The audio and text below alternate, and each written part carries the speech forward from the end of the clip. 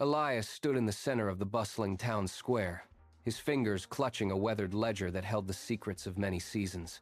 The air was thick with the smell of spices and the noise of trade. Suddenly, a merchant stormed toward him, his face flushed a deep, angry red.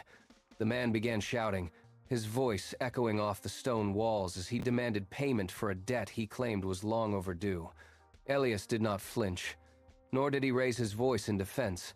He simply waited for the storm of anger to pass, holding his ground with a quiet, unshakable dignity that seemed to fill the space between them. Looking the merchant directly in the eye, Elias spoke in a tone as calm as a still lake. He offered a structured payment plan, his words measured and fair. Slowly, the merchant's rage began to wither. His fists unclenched, and he gave a solemn, silent nod of agreement. Nearby, a young boy stood watching, his arms crossed in defiance. All morning, he had mocked his father's warnings about the value of honesty, but this display of grace stopped him cold. Elias turned to the child, sensing his inner turmoil. "A kind tongue is a tree of life," Elias whispered softly.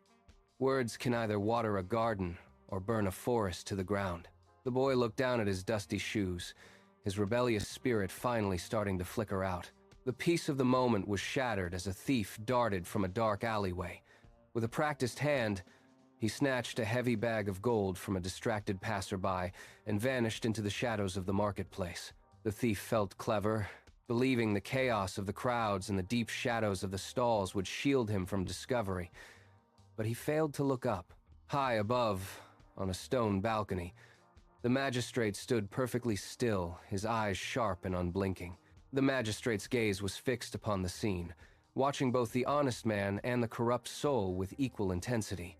There is no shadow deep enough to hide a guilty heart. Before the thief could reach the city gates, the heavy iron boots of the guards rang out against the cobblestones, cornering him in the darkness. His cleverness had led him straight into a trap. As the sun began to set, Elias walked toward his modest home. Inside, there were no mountains of gold, yet the rooms felt warm and full of light. In stark contrast, the thief sat in a cold cell, his pockets heavy with stolen coin, but his heart pale with the terror of the law. Elias opened his door, ready to share the day's wisdom with his family. Behind the heavy iron bars of the city jail, the fool's arrogant laughter had finally turned into a hollow, haunting silence. The day was done, and the weight of every word and deed had finally found its balance.